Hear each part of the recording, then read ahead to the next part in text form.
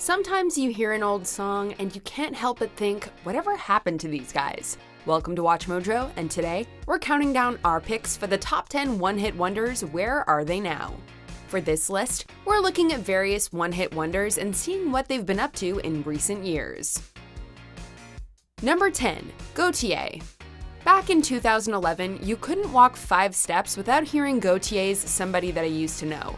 The song was absolutely massive, winning the Triple J Hottest 100 poll, topping dozens of country charts, and winning 2 Grammy Awards. In recent years, Gotye has served as a featured vocalist on tracks by electronic musician Bibio and rock band The Night Game.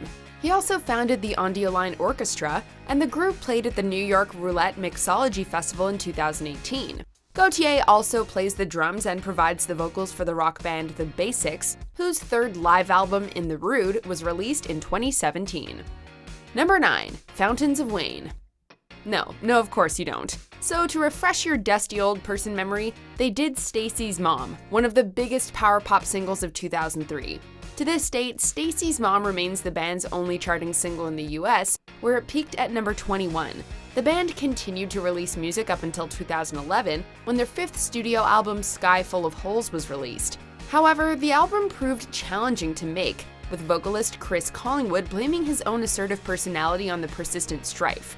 The band split up following the release of the album, and they have no plans to reunite. Number 8. Hoobastank. Besides having the goofiest band name in existence, Hoobastank has one single to their name, The Reason, another major song from the glory pop days of 2003. Of course, it also proved to be their last charting single in the United States. Surprisingly, Hoobastank is still pumping out the tunes, and their 6th studio album, Push Pull, was released in May of 2018. 2 singles were released from the album, More Beautiful and Push Pull, but both failed to chart in any country. In fact, their last charting single was 2012's This Is Gonna Hurt, which reached number 70 in Japan and number 28 on the US mainstream rock chart. Number 7. Baha Men.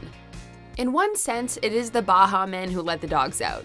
You know, your dorky Gen Y uncle's favorite song, also known as one of the worst songs of all time. But be darned all the way to the tepid pools of heck if it isn't catchy. The song became somewhat relevant again in 2019, when a documentary about the making of the song was shown at the South by Southwest Music Festival. But Baha Men are still going strong, and their most recent album, Ride With Me, was released in 2015. They also released a new single in 2019 called Let's Go to celebrate the NCAA Final Four, and performed on season 14 of The Bachelorette when the show went to the Bahamas. With Baha Men. There's a huge beach party going on, and the Baha Men are playing their new song Bumpa. Let's do it! Number 6. Crazy Town. Crazy Town was just another rap rock group in the early 2000s when they stormed from nowhere and onto the scene with Butterfly. Butterfly was an enormous success, reaching number 1 in 15 countries and launching the band to stardom. Unfortunately, no one seemed to care about their follow-up album, and the band broke up in 2003. However, they reunited in 2007, and their 3rd studio album, titled The Brimstone Sluggers, was released in 2015. The band are currently working on something called The Beautiful Insane, although Epic, the singer guy, the one without the star tats, has announced that he will no longer perform as a member of the band. Number 5. Macy Gray. Back in 1999, Macy Gray released a song called I Try. The single has remained popular, appearing in shows like The Office, Mrs. Brown's Boys, and The Last Man on Earth. So really, all Macy Gray needed was one song to be set for life. My world, it crumbles when you are not here. That hasn't stopped her from releasing music on the regular, and 2018 saw the release of her 10th studio album titled Ruby. 2 singles were released from the album, White Man and Sugar Daddy, the latter of which reached number 21 on the US Adult R&B chart. Gray may not be the chart-topping smash success she was back in 1999, but then again, something tells us she doesn't want to be. Number 4. Daniel Powter. Canadian pop rock artist Daniel Powter struck gold in 2005 with his anthem Bad Day, which, fun fact, was the first song to sell 2 million digital copies in the US. Powter followed this up with Love You Lately, which reached number 5 in his native Canada. But following that, he sort of dropped off the map. However, he's still releasing music, and 4 singles from his 5th studio album Giants were released throughout 2017 and 2018. He also had a minor hit in Canada in 2012 called Crazy All My Life, which our Canadian viewers are sure to recognize. It's good to still see him chugging away. Number 3. Vanessa Carlton. How did you know? I love this song!